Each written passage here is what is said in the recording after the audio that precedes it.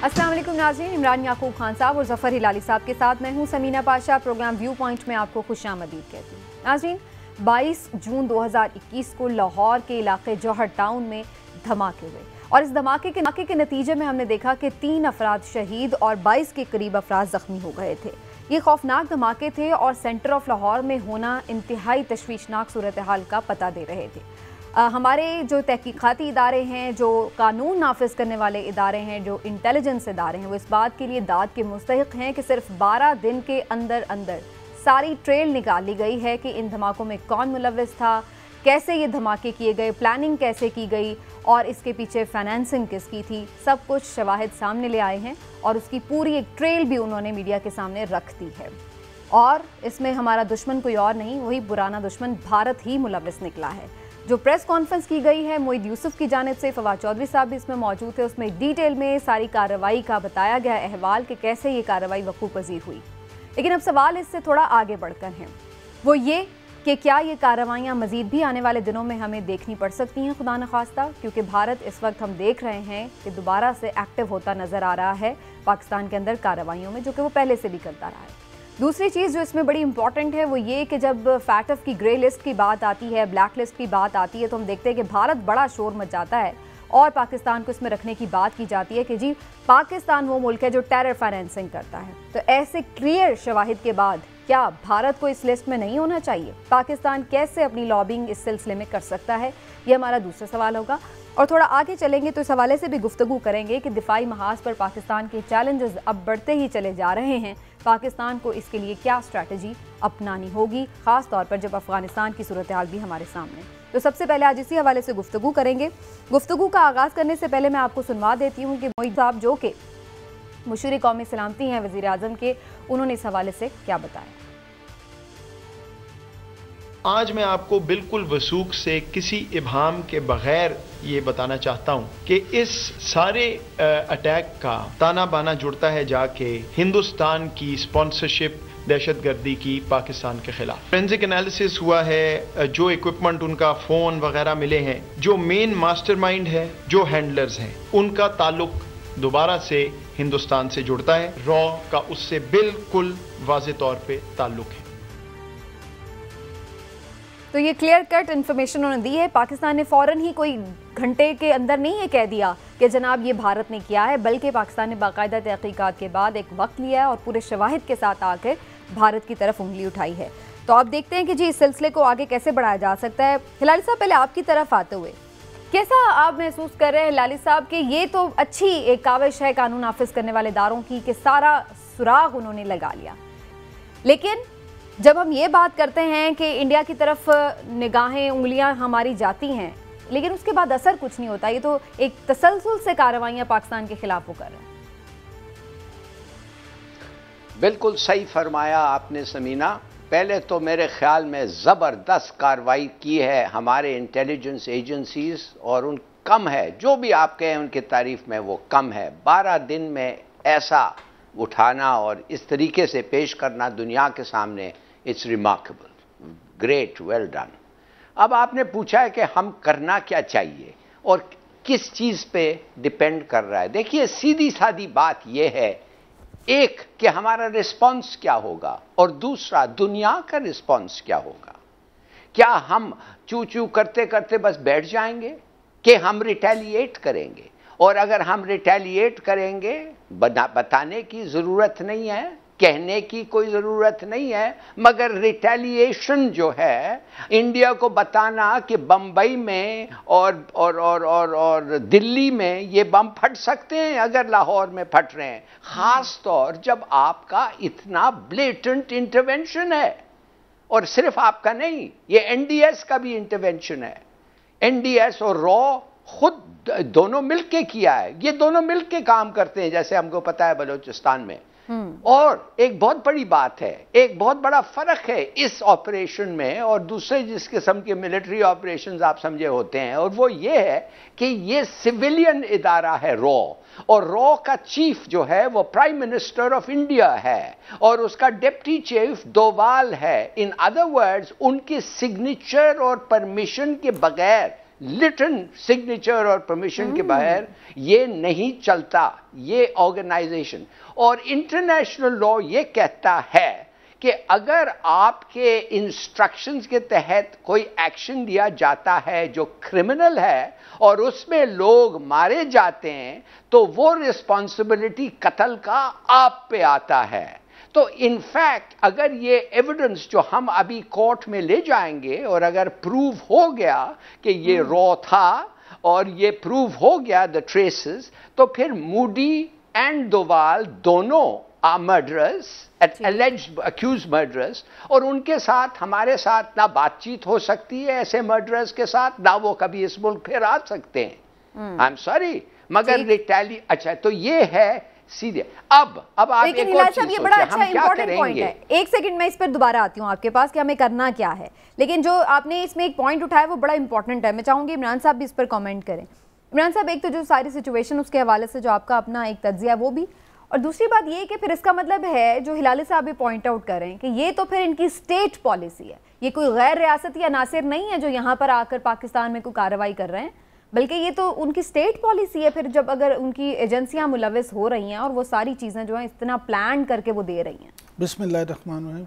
समीना, मुझे तो इसमें बिल्कुल भी हैरत नहीं हुई जब आज इस प्रेस कॉन्फ्रेंस में मोहिद यूसुफ साहब ने, फवाद चौधरी साहब ने और IG पंजाब इनाम गनी साहब ने ये बताया कि इंडिया इसमें इन्वॉल्व है, तो मुझे बिल्कुल हैरत नहीं हुई। और ना ही मुझे आपके सवाल पे हैरत हो रही है कि इस तरह तो लगता है कि फिर स्टेट इन्वॉल्व है। जी बिल्कुल 100% स्टेट इन्वॉल्व है, ओपन फैक्ट है। हाँ जी, ये एक ओपन फैक्ट है। और इसमें आप मैं अर्ज कर दूं, थोड़ी सी मैं इस पर तफसील बता दूं। हिलाली साहब, हमारे वाकफान आल के मुताबिक उन्होंने 2 हमले, लाहौर में 2 हमले प्लान किए थे।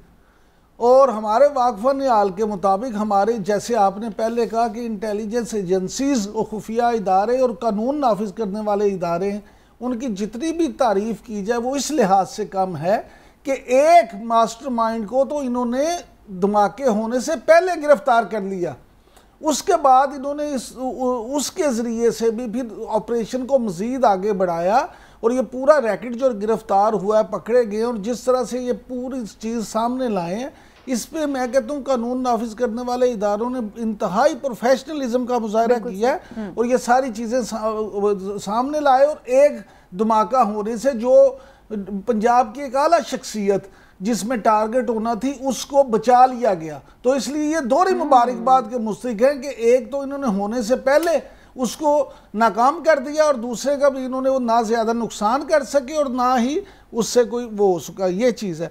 अब आ जाते हैं उसकी तरफ। अब जो ऑथेंटिक रिपोर्ट्स हैं उनके मुताबिक सिर्फ और सिर्फ रॉ ही नहीं, NDS ही नहीं, मोसाद के भी डांडे इसके साथ मिलते हैं। हाँ जी, और रा जो है ये सब मिल के ये काम करते हैं और रा बाकायदा रा फंडेड ये सारा प्रोग्राम था। ये जो आप बात कर रहे हैं मोहिद यूसुफ साहब ने भी इसकी तरफ इशारा किया, मैं उसको भी जरा क्लियरली सुनवा देती हूँ, फिर मैं अगला सवाल भी आप लोगों के सामने रखती हूँ। क्या कहा जी इसके बारे में, किसने इसकी फंडिंग की, सारी सुन लीजिए। टेरर फाइनेंसिंग यानी जो पैसे, जो इखराजात इस अटैक पे हुए हैं, वो शुरुआत कहाँ से हो रही है? वो हिंदुस्तान से हो रही है। बैंक अकाउंट्स भी मौजूद हैं। पाकिस्तान तीसरे मुमालिक के जरिए पैसे भिजवाए गए। और ये जो सारी दुनिया हमें बार बार फैटफ और ये और वो बात करते हैं, अब वक्त आ गया है कि असल मुजरिम की तरफ अपनी नजर दौड़ाएं। और अगर वाकई ही ये सियासी नहीं टेक्निकल प्लेटफॉर्म्स हैं, तो अब इससे ज्यादा सबूत आपको नहीं चाहिए कार्रवाई करने के लिए जो हमें इस सारे एपिसोड से मिला है। इमरान साहब, ये तो बड़ी अजीब बात है, हमें इतना बहाना बनाया हुआ है कि जी आपकी टेरर फाइनेंसिंग की वजह से पाकिस्तान को रखा हुआ है ग्रे लिस्ट में अभी तक, और इंडिया दंदनाता हुआ खुले बंदों जो मर्जी कर रहा है उसको कोई नहीं किसी लिस्ट में डाल रहा। अच्छा, और सुबीदा, ये सिर्फ एक वाकया नहीं है। पाकिस्तान में दहशतगर्दी के जितने वाकयात होते हैं उनमें से 80% वाकयात में इसी तरह से फंडिंग इंडिया से होती है और वो साबित होती है। और इससे बड़ा सबूत पूरी दुनिया को क्या चाहिए कि उनका हाजिर सर्विस फौजी अहलकार हमारे पास यहाँ गिरफ्तार है, जो इतराफ कर चुका है अपने दहशतगर्दी करवाने का। यहाँ पे कुलभूषण की मैं बात कर रहा हूँ, इससे बड़ा सबूत और दुनिया को क्या चाहिए? और उसको मान चुका है इंडिया। सब कुछ। लेकिन असल प्रॉब्लम ये है कि इंडिया, दुनिया ने उसकी तरफ से आंखें बंद की हुई हैं। दुनिया को हमारी चीजें जो हम नहीं भी करते वो हमें डाल देते हैं। हमारा नुक्ता भी उन्हें पहाड़ नजर आता है और उनका पहाड़ भी उन्हें राई नजर आता है। लेकिन हिलाली साहब, हम कैसे लॉबिंग करें फिर इसके लिए? आप ये सुनिए, बात असल ये है कि हम इसको इमीडिएटली, अगर बाय द वे ये काफ़ी नहीं है, ये एलिगेशंस हैं, अभी कोर्ट में इसको पेश करना चाहिए, कोर्ट में पेश हो गए ये, और जब ये सब चीज़ कोर्ट खुद बताएगा कि ये क्रेडिबल है कि नहीं, जब वो क्रेडिबल निकल आएंगे तो फिर हम इस एविडेंस को, we must, United Nation security council का इमरजेंसी सेशन हमें कॉल करना है, वेरी सिंपल। इसलिए कि अगर ये एविडेंस वो नहीं सुनना चाहते हैं तो फिर इसका मतलब है कि उनको लॉ एंड ऑर्डर और पीस बिटवीन कंट्रीज में कोई इंटरेस्ट ही नहीं है, वो पता नहीं फिर किस किस्म का ऑर्गेनाइजेशन है। दूसरी चीज, secretary general of the United Nations का फर्ज बनता है कि ये सब चीज, ये एविडेंस जो उसको मिलेगा, कोर्ट स्टैच्यूर एविडेंस, वो फिर सर्कुलेट करेगा सबके सामने, और एक स्पेशल मीटिंग फाटफ का कॉल करना चाहिए और उनको कहना चाहिए ये है एविडेंस, ये है टेरर फाइनेंसिंग, इधर से आया, ये लोग इन्वॉल्व हैं, आपका क्या इसमें है। और अगर उन्होंने कहा हम कोई एक्शन नहीं लेते या with in a reasonable time action नहीं लेते और इंडिया के खिलाफ एक्शन नहीं लेते, तो फिर आप सीरियसली कंसिडर करें अपने दोस्त मुल्कों के साथ कि फाटफ में रहना, इज देयर एनी पॉइंट। अब लोग कहेंगे कि नहीं फिर आप सैंक्शन ये वो हो जाएंगे, नहीं, अगर आपके पास क्लियर मैनिफेस्ट एविडेंस है जैसे लगता है, तो क्यों भाई चीन क्यों ठहरेगी, तुर्की क्यों ठहरेगी? इसलिए कि अमेरिकनों के टारगेट बनने के लिए। माने एक ऑर्गेनाइजेशन जो उस वक्त सबूत आ जाएगा कि ये सिर्फ और सिर्फ अमेरिकन के कहने पे चलता है, उस पर वो क्यों ठहरना चाहेंगे? Don't forget, league of Nations को लोग छोड़ के चले गए हैं, इसीलिए। और फाइनली मेरे ख्याल में, सुनिए, फाइनली आपको यूनाइटेड स्टेट्स के पास जाना पड़ेगा और कहेंगे कि भाई ठीक है, आप अगर हमारे साथ नफरत कर रहे हैं, ये तो आप स्पॉन्सर कर रहे हैं अटैक्स, सीधी बात करें उनके साथ, आप अटैक स्पॉन्सर कर रहे हैं, आपका जिगरी दोस्त मूडी, और फिर इसका जवाबी कार्रवाई होगा। अगर आप ये चाहते हैं करें, मगर जवाबी कार्रवाई होना लाजमी है। मैं आपको बताता हूं, बुलीज आर कावर्ड्स, जो बुली है वो डरता भी है। मैं इस मूडी को, अगर आपने नहीं सबक सिखाया, ये फिर करेगा। आपने सिखाया बालाकोट के बाद, मगर वो ठीक सबक नहीं सीखा, इसलिए आपके बम आपने फुटबॉल फील्ड पे गिरा के चले गए। सबक भी डराया ही था ना कि उन्होंने अस्यूम करके कि वो सक्सेसफुल थे। बिल्कुल यार, I am telling you that, assume करके वो सक्सेसफुल थे और हमने जाके इसलिए कि हमारा कोई नुकसान नहीं हुआ, कोई नहीं मरा, कुछ नहीं हुआ, हमने जाके फील्ड पे गिरा दिया। नहीं, वो तो उसका तो टारगेट था, ही वाज डिलिबरेटली टारगेट किया, हमने जाके उनको मारना था जो हमारा एक्चुअल टारगेट था। तो मैं आपसे ये फिर कहना चाहता हूं, प्लीज, ये अगर आप इसकी जवाबी कार्रवाई ना करें तो फिर ये फिर होगा और ये होता रहेगा, और फुल स्केल एक्शन इसके पर होना चाहिए वंस सब आपका एविडेंस आ गया है और कोर्ट के सामने पेश। Very right. ये इमरान साहब, हिलाली साहब ने एक प्लान ऑफ एक्शन पूरा दिया है कि क्या क्या पाकिस्तान के पास ऑप्शन है, कैसे इसको हमें रिस्पॉन्ड करना चाहिए। आपका क्या ख्याल है, अभी मजीद कार्रवाइयाँ करने की जरूरत करेगा मोदी? देखिए, पाकिस्तान के खिलाफ एक नेक्सस बन रहा है, बल्कि बन चुका है। अमेरिका को अफगानिस्तान के मामलात में जिस तरह से आपने एब्सोल्युटली नॉट कहा है और जिस तरह से आपने रिस्पॉन्ड किया और जिस तरह से आप उस जंग का हिस्सा बनने से इनकारी हैं, उसके बाद अमेरिका को आग लगी हुई है। अमेरिका से ये बर्दाश्त नहीं हो रहा। वो कह रहा है, ये अब मैं वो अल्फाज नहीं यूज़ करना चाहता ऑन स्क्रीन कि वो हमारे बारे में क्या अल्फाज इस्तेमाल कर रहे होंगे कि इनकी ये जुर्रत, ये गुलाम, हमारे मुआशी तौर पे हमारे मोहताज, और ये हमें ना करें। लिहाजा अब नेक्सस जो बना है उसमें अमेरिका, इसराइल, इंडिया और अफगानिस्तान, ये सारे लाइंस खिंच गई हैं। हाँ जी, ये बिल्कुल, ये सब शामिल हैं। अब ये कर क्या रहे हैं, मुझे आप ये बताएं कि हम अभी हिलाली साहब जो अमेरिका के पास जाने की बात कर रहे थे, मुझे तो डर है हमारे जो है ना कानून नाफिज करने वाले इदारे, इनको मजीद चुकन्ना उड़ा पड़ेगा। आज प्रेस कॉन्फ्रेंस में शायद एक बात पे आपने गौर नहीं किया, उन्होंने कहा उस एक दिन में जिस दिन ये धमाका होना था, उस एक दिन में सिक्योरिटी सिस्टम पे हजारों साइबर अटैक किए गए। Yes, very right. अच्छा, अब वो साइबर अटैक कहाँ से हुए आपको पता है? वो साइबर अटैक भी इंडिया से हुए। वो साइबर अटैक जिन कंपनी से हुए उनके डांडे जाके इसराइल से मिलते हैं। अब सारे दुश्मन एक तरफ एक साइड पे इकट्ठे होते जा रहे हैं। अब इस बात को हमें भी अपने दोस्त इकट्ठे करने हैं। अब अमेरिका की पॉलिसी शायद ये हो कि अगर वो बराह रास्त उस तरह से पाकिस्तान पे अटैक नहीं कर सकता या नहीं करना चाहता, तो वो क्या करेगा, वो इनके जरिए से, मुझे ये खदशा है कि कहीं खुदा ना खास्ता पाकिस्तान में दहशतगर्दी के वाकयात में मजीद इजाफा ना हो जाए। लिहाजा मैं ये समझता हूँ कि टिट फॉर टैट पे अमल करते हुए हमें भी इंडिया को एक जवाब देना चाहिए, लेकिन उससे पहले पूरी दुनिया को ये दिखा के कि जनाब ये चीज़ें अब अगर हमें कल को किया तो सब साडा जुमा तोश पोश, फिर हमें ये दोष ना दिया जाए कि आपने क्यों किया, और इंडिया को साफ कहा जाए कि जनाब अब हमारे यहाँ यूँ कोई वाकया हुआ तो हम उससे बड़ा वाकया आपकी तरफ करेंगे। ठीक हो गया, ये तो एक चीज़ सामने आ गई इंडिया के हवाले से। लेकिन एक चीज़ जो बड़ी इंपॉर्टेंट है हिलाल साहब, जो डिफरेंट थेरीज अब आ रही हैं, उसमें एक थेरी ये भी है कि जी अमेरिका तो चाहता ही नहीं है कि अफगानिस्तान में और इस रीजन में इवेंचुअली जाहिर है कि पीस हो, क्योंकि उससे फिर चाइना जो है वो स्ट्रांग होता चला जाएगा। तो चाइना अगर पीस ना होगा, यहाँ पे CPEC नहीं कंप्लीट होगा और उनके मंसूबे ख़राब होंगे, तो उससे फिर चाइना जो है वो वीक रहेगा। ये थेरी आप बाय कर रहे हैं कि इस वजह से जान के अफगानिस्तान और फिर अल्टीमेटली पाकिस्तान में अनरेस्ट करने की कोशिश की जाएगी थ्रू देयर एलाइज?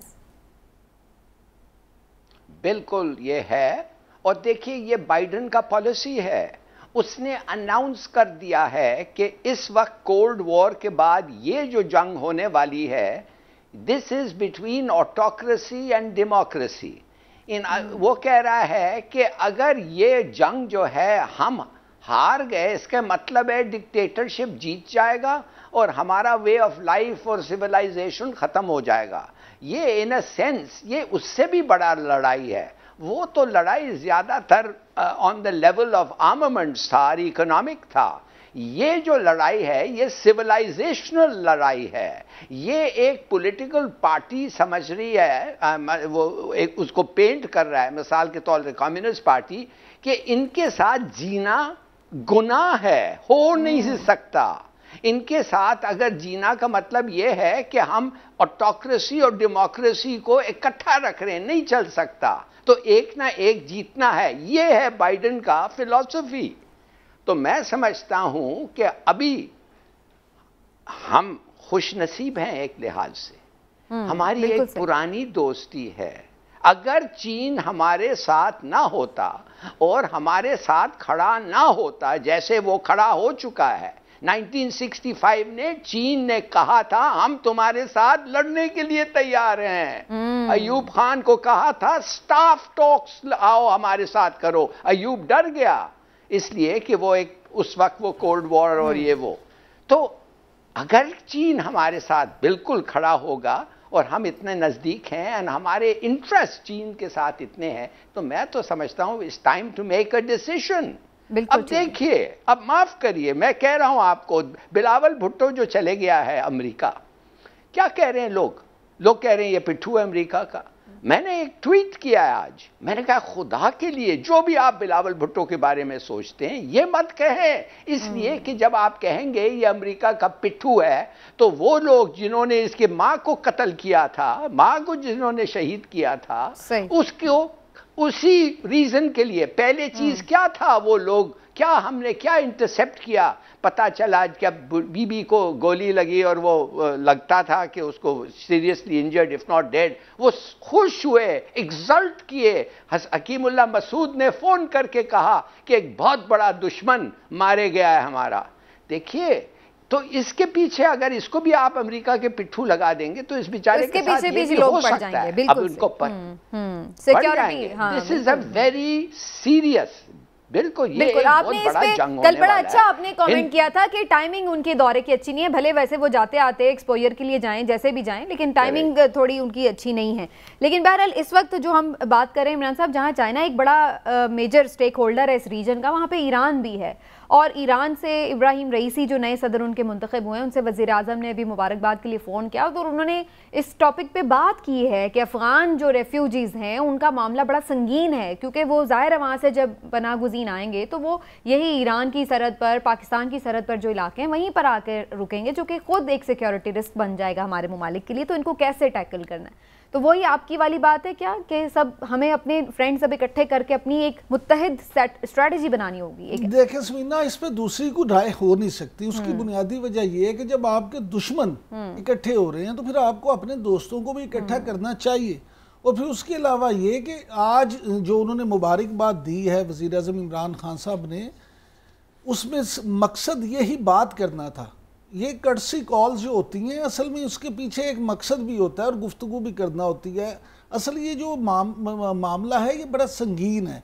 देखिए, पाकिस्तान में पहले कितने महाजरीन आए थे, अफगान महाजरीन, और पाकिस्तान कितना भुगत चुका है। अभी तक लाखों यहाँ पे मौजूद हैं। यहाँ पे उन्होंने अपने ID कार्ड्स बनवा लिए हैं, नेशनलिटी ले चुके हैं, पासपोर्ट हैं, और बहुत से अफगानियों के बारे में ये बातें साबित हो चुकी हैं कि पाकिस्तानी पासपोर्ट पे बाहर गए, वहां पे वारदातें की, जराइम की और बदनामी पाकिस्तान की हुई। इसके अलावा और बहुत मसाइल हैं। इसी तरह ईरान को भी इस तरह के मसाइल का सामना रहा। तो ये अच्छी बात है इन्होंने जो गुफ्तगू की है, और उस ठोस हल निकालना चाहिए। और सिर्फ ईरान और पाकिस्तान ही नहीं, इन दोनों को, चाइना को, रशिया को और तुर्की को, सही, इनको भी साथ शामिल करना चाहिए। और ये जो ब्लॉक बनेगा, फिर ये अगर इकट्ठे होंगे तो उससे हमारे दुश्मनों को भी पता चलेगा कि भाई ये भी अब इकट्ठे हैं और ये हमें मुंह तोड़ जवाब देंगे। पाकिस्तान अकेला बर्डन ना ले, बल्कि अपने एलाइज को साथ, बिल्कुल एलाइज को साथ रखे, क्योंकि उसके बाद ही देखें, वो पंजाबी में कहते हैं कि मारे दी कोई नहीं सुनता, तगड़े दी सब सुनते। यानी कि कमजोर आदमी की कोई बात नहीं सुनता, ताकतवर की सब तवज्जो कर देते हैं। इसीलिए पाकिस्तान को अब अपनी ताकत अपने दोस्तों के साथ मिलकर शो करना होगी। बिल्कुल ठीक है। इसमें लास्टली लाली साहब, थोड़ा सा अफगानिस्तान की सिचुएशन पर चूंकि अब बात हो ही रही है, तो मैं थोड़ा आपका इस पर भी व्यू लेना चाहूँगी। हम देख रहे हैं कि अभी ये तो अनाउंसमेंट्स आ रही हैं अफगान तालिबान की जानिब से कि जब काबुल से सिर्फ 4 घंटे की अब दूरी पर रह गए हैं, और वो ये भी क्लेम कर रहे हैं कि पता नहीं 100 अजला का उन्होंने जो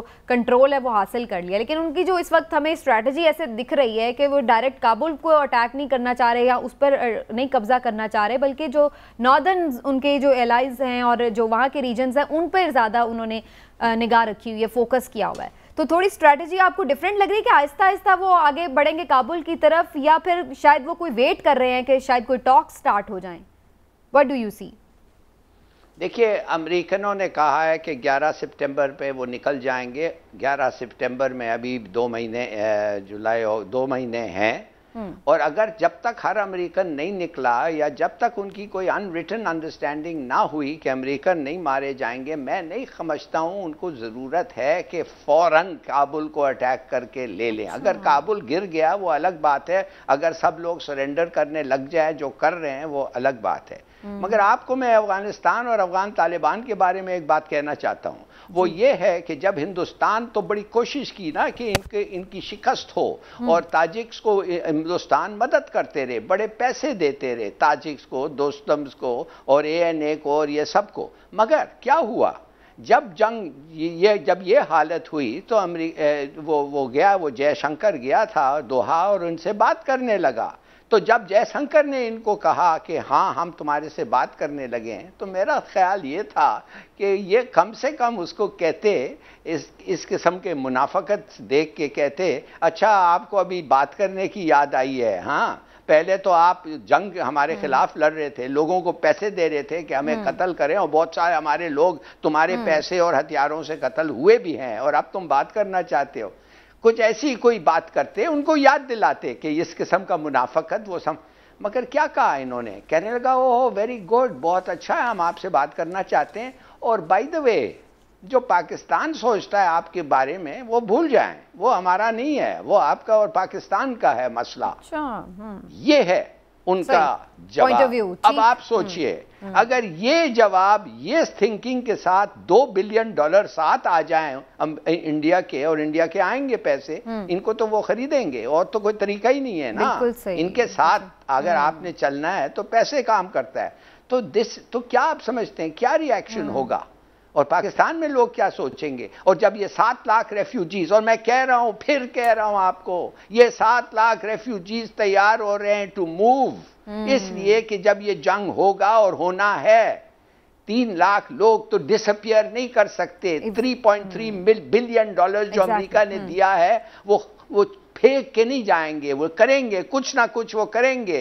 दे आर मर्सनरीज, ये लोग जो पैसे लेके लड़ते हैं अमेरिका के लिए। बिल्कुल, तो मैं समझता हूं तो ये रेफ्यूजी इन्फ्लक्स हो सकता है। फिर क्या कहेंगे? फिर क्या करें? आज आपने अपने बॉर्डर्स को बंद कर दिया है, तो आप मुझे बताएं, जब वो बॉर्डर्स के सामने आके फेंस को हिलाएंगे तो आप क्या करेंगे? आप उनको गोली तो नहीं मारेंगे ना?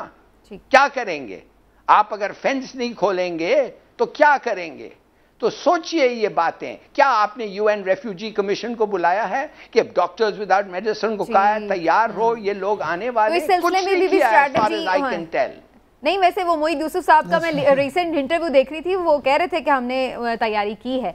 लेकिन एनीवेज इमरान साहब, आप इस पे कुछ कमेंट करना चाहते हैं तो कर लीजिए, फिर मैं ब्रेक। देखिए, मैं बिल्कुल करना चाहता हूँ। तालिबान की स्ट्रेटेजी क्या है इस वक्त? तालिबान इस वक्त अभी उनकी तवज्जो काबुल की तरफ है ही नहीं, वो इस वक्त लगे हुए शिमाली इलाका जात की तरफ।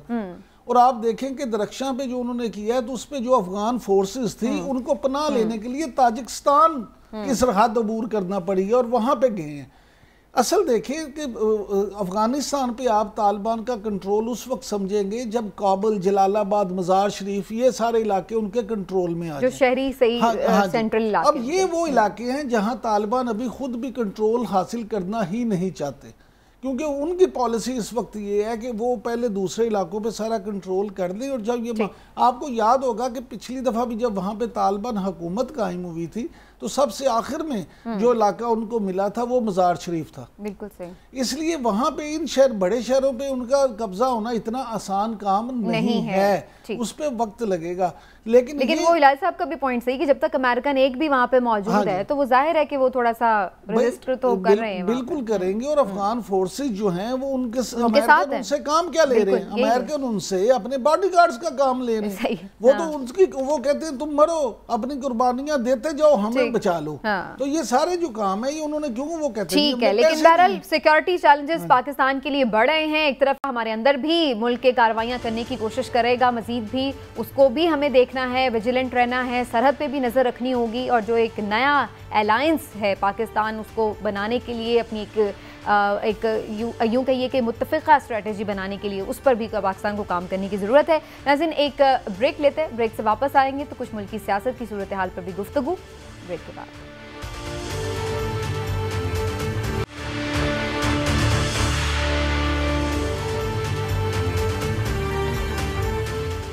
वेलकम बैक नाज़रीन। मुल्की सियासत की अगर बात की जाए तो आज पीडीएम ने दोबारा से कुछ जिंदा होने की कोशिश की है और स्वात में वहाँ पर जलसा किया उन्होंने, जिससे अपोजिशन लीडर शहबाज शरीफ साहब ने खिताब किया। उसके बाद मौलाना फजल रहमान ने भी खिताब किया। पीपल्स पार्टी ऑब्वियसली वहाँ पर मौजूद नहीं थी क्योंकि वो तो पीडीएम से अलग हो चुकी है। लेकिन अहम बात जो कि हम कल भी डिस्कस कर चुके हैं कि मरियम नवाज साहिबा इस जलसे में लीड नहीं कर रही थी, बल्कि शहबाज शरीफ साहब ने यहाँ पर खिताब किया।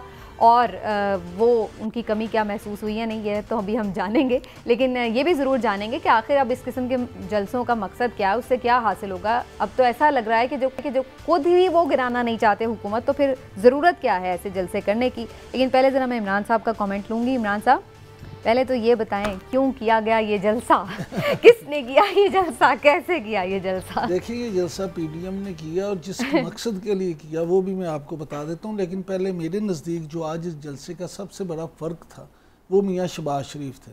अच्छा? अब आप पूछेंगे वो कैसे फ़र्क थे? उस मियाँ शहबाज शरीफ इसलिए फ़र्क थे कि आज पीडीएम ने काबिल कबूल सियासत की इब्तिदा कर दी। अच्छा, हाँ जी। आज पहले नाकाबिले कबूल, हाँ जी, पहले जो वो सियासत कर रहे थे, जो तरीकाकार था वो किसी के लिए काबिल कबूल नहीं था। लेकिन आज उन्होंने काबिल कबूल सियासत की इब्तिदा कर दी है। और असल जो चैलेंज है, प्रैक्टिकल सियासत, जो चैलेंज है मियाँ शहबाज शरीफ के सामने, वो चैलेंज ये है कि वो इस काबिल कबूल सियासत पे मौलाना फजलुर रहमान और अपने बड़े भाई मियां नवाज शरीफ को कायल कैसे राजी रखेंगे। अच्छा। असल चैलेंज ये है, मुझे लगता है कि उन्होंने उनको भी राजी किसी हद तक कर लिया है, क्योंकि अगर वो राजी ना होते तो आज देखें, आज जलसे में आपने एक चीज नोट की, मरियम को छोड़ दे, आज पूरे जलसे में रियासती इदारों के हवाले से कोई गुफ्तगू नहीं हुई, कोई एक लफ्ज नहीं बोला। इसका मतलब क्या है? इसका मतलब ये है कि काबिल कबूल सियासत की तरफ आ रहे हैं। लिहाजा अब वो ये तैयारी है अगले इलेक्शन की। मैं आपसे बार बार कहता हूँ कि तमाम सियासी जमातें जो हैं वो अगले इलेक्शन के मोड में चली गई हैं। उन्होंने अब ये टारगेट ये रखा है पीडीएम ने कि वो अब अपनी कारकर्दगी का मुआवजा करेंगे। देखिए आज शहबाज शरीफ ने क्या किया। मैं उस पर आती हूँ कारकर्दगी पे, लेकिन थोड़ा सा मुझे पहले ये समझ लेने दीजिए कि मरियम के ना होने से आपको लगा कि फ़र्क पड़ा जलसे पे? क्राउड के हवाले से अगर हम देखें या जनरली एक जलसे की जो हाइप बनती होती थी मीडिया पे, उस लिहाज से देख लें, किसी भी तरह से उसको एनालाइज कर लें, तो एक फ़र्क नज़र आया आपको? फ़र्क पड़ा है, मरियम बिल्कुल पड़ा है। मरियम एक क्राउड पुलर तो हैं, लेकिन असल देखना ये है कि सिर्फ शोशाई चाहिए या अमलन भी कुछ चाहिए। शहबाज शरीफ अब उस सियासी मोड में है जिसमें वो अमलन अपने लिए और पार्टी के लिए कुछ हासिल करना चाहते हैं, कुछ गेन करना चाहते हैं, इक़्तिदार में आना चाहते हैं। जब बात सुनिए, सियासत होती इक़्तिदार के लिए, इक़्तिदार में आएंगे तो कुछ करेंगे ना। इक़्तिदार में आने का मकसद होता है और इक़्तिदार में आके वो खिदमत करना चाहते हैं। बिल्कुल ठीक है। अब उन्होंने क्या कहा, जो कारकर्दगी है उस पर मैं दूसरी दफा आपके पास आऊंगी। मैं जरा पहले हिलाली साहब का एक जनरल कमेंट ले लूं। पीडीएम वैसे ही हिलाली साहब का बड़ा फेवरेट टॉपिक है। हिलाली साहब, आज जलसे से आप बोर तो नहीं हुए? क्या आपको लगा फवाद चौधरी की तरह कि जी ये पिकनिक बनाने आए हुए हैं? क्या जरूरत थी इस जलसे की? देखिए, कल मैंने आपको कह दिया था कि ये जो चेंज ऑफ स्ट्रेटजी है ये नवाज शरीफ के इजाज़त से हुई है। नवाज शरीफ को इसने कहा है कि तुम्हारे गाली गलोच से कुछ हल नहीं हो रहा है, और अब अगर हमने वक्त गुजारना है और इदारों के साथ भी चलना है, और ख़ास तौर मेरी जो मीटिंग हुई है, खैर ये मीटिंग के पहले उन्होंने फैसला कर दिया था कि उसको जाके तारीफ़ करेंगे आर्मी चीफ को, और उसके बाद जब उनका भी रिएक्शन अच्छा था और उन्होंने कहा कि बच्चों मुझे तुम बेशक करते रहो, मगर अगर मेरे इदारों को गाली दोगे तो फिर तुम बचोगे नहीं। तो बेसिकली उसको मैसेज मिल गया है, नवाज शरीफ को भी मिल गया है, और दैट्स वाई मैं कहता हूँ अंग्रेजी में, that's why Maryam Sharif has been called off. तो वो अब अपने वो पिंजरे में बैठी हुई हैं और उसका ज़रूरत नहीं है और ज़रूरत पड़ेगा भी नहीं। सर, वो कह रहे हैं इलेक्शन आगे जो आज़ाद कश्मीर का इलेक्शन है उसको वो लीड करेंगी। अरे यार छोड़ें वो सब, वो तो ऑलरेडी वो जो ऑलरेडी वो प्राइम मिनिस्टर है वो अपना पॉलिटिकल डेथ को प्रिपेयर कर रहा है, अपने पॉलिटिकल डेथ के लिए ऐसे ऐसे हरकतें कर रहा है और क्या कह रहा है, खैर वो अलग बात है। मैं सिर्फ आपको ये कहता हूँ कि ये एक टैक्टिक है, गुड कॉप शहबाज शरीफ खेल रहा है, अब देखें कब तक ये खेल रहा है। वैसे पॉलिटिक्स जो हैं अब अगर सेंसिबल तौर पे जाएं, अगर इकोनॉमिक पॉलिसीज़ पे बात करें, ऑयल पे, प्राइसेस पे, और अगर फॉरेन पॉलिसी पे रीजन अच्छी तरीके से बात हो तो कुछ शायद लोग भी सीखें। ये गाली गलोच ऑल द टाइम जो बुरा कहना ऑफ नवाज शरीफ एंड मरियम शरीफ के policy, it's a waste of time, और इट हैज वेस्टेड टाइम, और कुछ उससे हुआ ही नहीं है। बिल्कुल मैं समझता हूँ कि अब, मगर एक शर्त है, अगर ये पॉलिसी चला नहीं, अगर क्लाउड्स कम हो जाएं, इसलिए कि बहुत सारे लोग आते हैं फायरवर्क्स देखने के लिए ना, अगर ये नहीं चला तो फिर वो शी कैन बी अनलीश्ड अगर ज़रूरत पड़े। तो मेरे ख्याल में ज़रूरत पड़ेगा भी, इसलिए कि ये काफ़ी बोर था वो मीटिंग, उसमें मुझे नहीं पता चला क्या इन लोगों ने अचीव किया है एक नॉर्मल पब्लिक मीटिंग पे, जिस पे इन्होंने जाके वही घिसे पिटे बातें की हैं। तो मेरे ख्याल में कि शायद अगर आप फायरवर्क्स चाहते हैं तो इसको फिर पिंजरे से उनको छोड़ना पड़ेगा। अच्छा, लेकिन हिलाल साहब आप तो इसको घिसी पिटी बातें कह रहे हैं, लेकिन इमरान साहब तो इस तकरीर पर कुछ सैर हासिल गुफ्तगू करने वाले, मैं उनसे भी जानूंगी कि वो नया पाकिस्तान बेहतर है या पुराना पाकिस्तान बेहतर है, जो कि शहबाज शरीफ साहब कह रहे थे, तो इससे तो पुराना ही बेहतर है। लेकिन उन्होंने एक और चीज़ भी की है कि जिस हुकूमत का जाना बड़ा ज़रूरी है वोट की ताकत से। सुन लीजिए ज़रा। आपने इस हुकूमत का अपने वोट की ताकत से खात्मा न किया तो यकीन कर लें कि पाकिस्तान को तबाही के दहाने पहुंचा चुके हैं, फिर कोई बचाने वाला नहीं होगा। वो जो कहता है कि सब्र करो, घबराओ नहीं, मैं अब कहता हूं कि घबराओ और इसको भगाओ। नया नारा भी ले आए, लेकिन इमरान साहब इस बात से कतई नज़र, जाहिर है कि ये तो ट्रेडिशनल एक उसमें नारे वगैरह होते ही हैं, परफॉर्मेंस को उन्होंने कुछ जज करने की कोशिश की है। वैसे आप बताएं, नया पाकिस्तान बेहतर था या पुराना? समीना, ये इलेक्शन स्पीच थी, ये स्ट्रेटजी जो है उन्होंने तब्दील की है।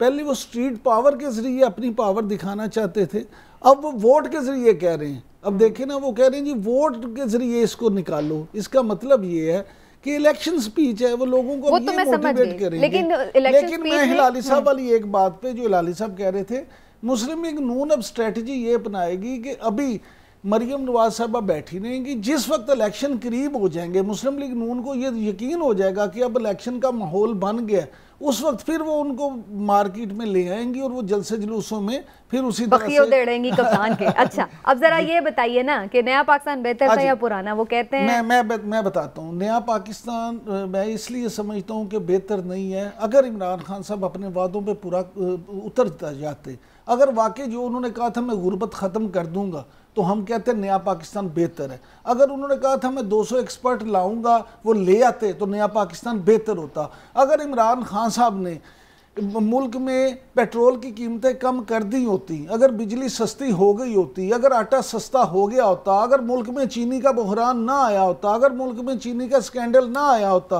अगर मुल्क में एनर्जी का स्कैंडल ना आया होता, उनकी टीम के लोग मुख्तलिफ स्कैंडल्स ना हुए होते, अगर रिंग रोड स्कैंडल ना आया होता, तो मैं कहता नया पाकिस्तान बेहतर है। अगर पुराने करप्ट पाकिस्तान के लोगों से, करप्ट लोगों से पैसे वापस ले लिए होते, तो मैं कहता नया पाकिस्तान बेहतर है। लेकिन मैं क्या करूं, कप्तान किसी चीज पे पूरा नहीं उतर सका। कप्तान ने ना तो इन लुटेरे सियासतदान, बकौल उनके जो लुटेरे करप्ट तरीन सियासतदान थे, उनसे वो जरदारी हो, वो नवाज शरीफ हो, वो कुछ नहीं कर सके, जीरो परफॉर्मेंस है आपके ख्याल से? नहीं, उनसे पैसे नहीं ना ला सके। आम पाकिस्तानी, बतौर एक आम पाकिस्तानी के मेरी तो ख्वाहिश ये थी ना कि करप्शन के पैसे वापस आए कौमी खजाने में, वो नहीं आए, इसलिए मुझे अफसोस है।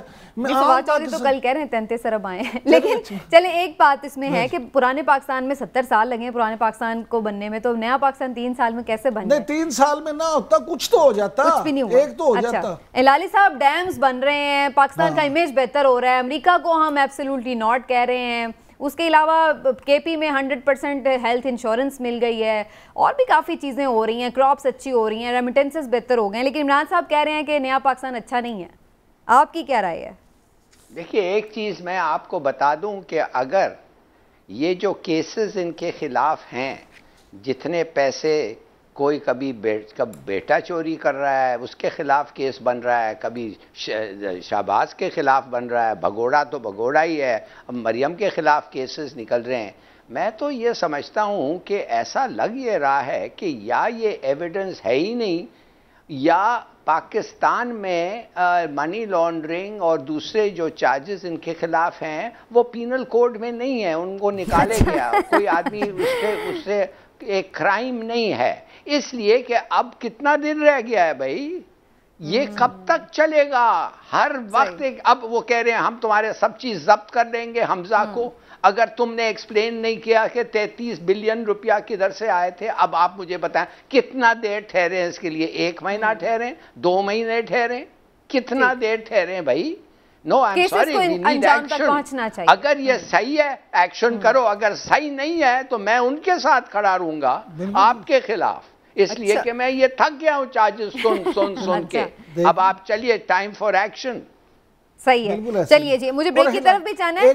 और हिलाली साहब, बिल्कुल आपने ठीक ये बात की कि हर आम पाकिस्तानी का तो कंसर्न ही ये है कि अब बातें ना करें, 3 साल हो गए, कुछ कर दें। ठीक हो गया। चलें जी, परफॉर्मेंस के ऊपर तो हमारी गुफ्तगू चलती रहती है, एक ब्रेक भी ले लूं, लेकिन इमरान साहब मैं एक शॉर्ट कमेंट आपसे ले लूं, अगर बिल्कुल आप एक लाइन में दे सकें। ये जो पीडीएम का इत्तेहाद है अब माइनस पीपल्स पार्टी, आपको लग रहा है आगे इंतखाबी इत्तेहाद भी बन सकता है? कोई आप खुद कह रहे हैं कि इलेक्शन मोड में है सारी जमातें? बिल्कुल बन सकता है। और ख़ास तौर पर आप देखेंगे कि इससे खैबर पख्तूनख्वा और सिंध में मुस्लिम लीग नून ये ज़रूर चाहेगी बलोचिस्तान में कि ये अगर इत्तेहाद बन जाता है तो उनको मजबूती होगी इससे, और उसी तरह से पंजाब में जमीयत उलमा इस्लाम और दूसरी जमातों को भी फ़ायदा होगा।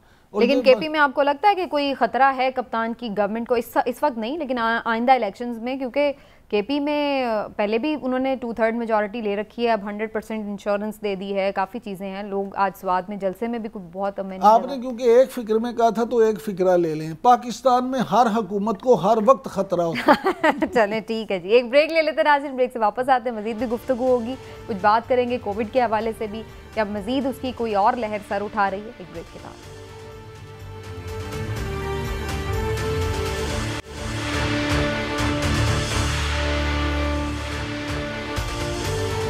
वेलकम बैक नाज़रीन। कोरोना के केसेस में एक दफ़ा फिर उसकी जो शरह है मुस्बत केसेस की थोड़ी बढ़ती हुई नज़र आ रही है। इमरान साहब, क्या कोई 4th वेव भी आ सकती है, जिसका इशारा पहले ही उमर साहब दे चुके हैं?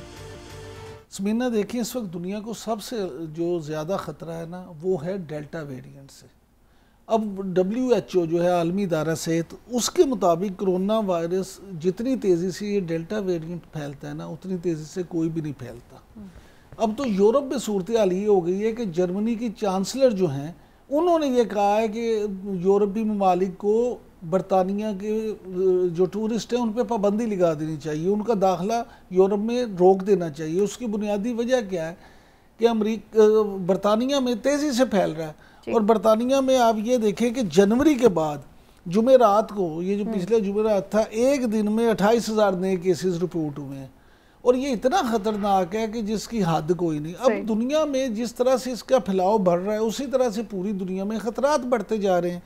मैं आपसे ये सिर्फ कर दूं कि आलमी इदारा सेहत के मुताबिक अफ्रीका में कोरोना केसेस और उसकी वजह से जो अमवात है उनमें 40% इजाफा हुआ है। अगर आप इंडिया की बात करें, ठीक है, तो मोदी जो है, वक्त कम है हमारे पास, अच्छा। हिलाली साहब का भी ले लूँ पॉइंट ऑफ व्यू। हिलाली साहब, अब इससे बचने के लिए दोबारा से हमें पाबंदियां ही नाफिज करनी होगी, या वैक्सीनेशन तेज करके भी हम कुछ बचत कर सकते हैं? What do you see? मुझे समझ नहीं आ रही है कि हमारा कितने परसेंटेज है। 10% लोग इनॉक्यूलेट हुए, दोनों शॉट्स 10% को मिले। 10% को अगर मिले तो ये कोई प्रोटेक्शन नहीं है, इसलिए 70% होना चाहिए हर्ड इम्यूनिटी का। दूसरी बात, अब एक नया चीज, 3rd शॉट, तीसरा शॉट आपने सुना है? तीसरा शॉट की जरूरत है, 2 शॉट्स काफी नहीं है। विदिन 6 मंथ्स आपको 3rd शॉट होना है। अब जब बुढ़े हैं मेरे तरह, तो उनको 3rd शॉट कब मिलेगा और कौन देगा और कैसे होगा, ये सब गवर्नमेंट को बताना चाहिए हम लोगों को। और मगर पाकिस्तान को दाद दें, इमरान खान को दाद दें कि सिंगापुर और न्यूजीलैंड के बाद हम नंबर 3 हैं एशिया में, माने सबसे कम और सबसे बेहतर हमारा परफॉर्मेंस।